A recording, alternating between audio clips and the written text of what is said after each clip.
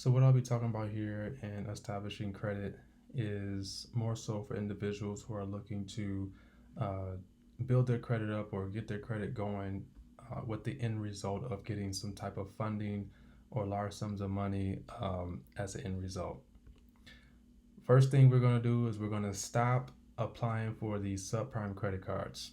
These First Progress, these Credit One banks, and First Premier banks. These credit cards are terrible and awful. They do not ever raise the limits on these cards. When other lenders see these cards on your credit report, they already know that you are a subprime borrower and they're likely not to do business with you, or they're likely, if they are going to do business with you, they're likely not to do much business with you. So they're going to give you low limits as well.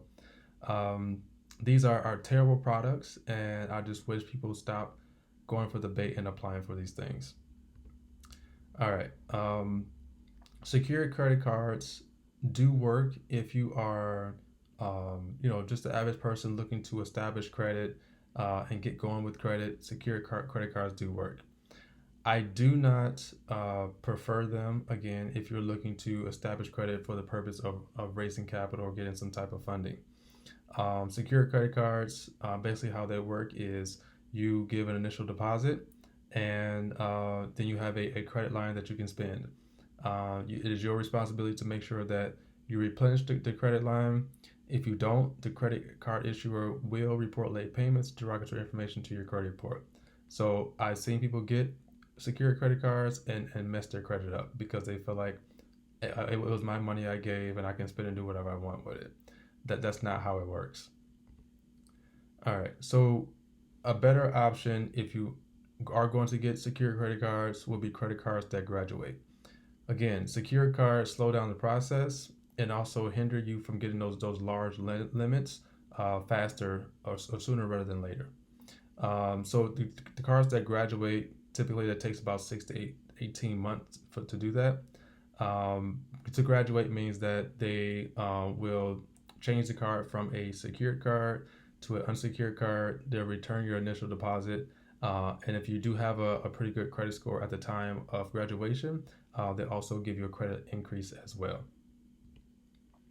So some secured credit cards that graduate are going to be with Discover, U.S. Bank, Bank of America, and also Capital One.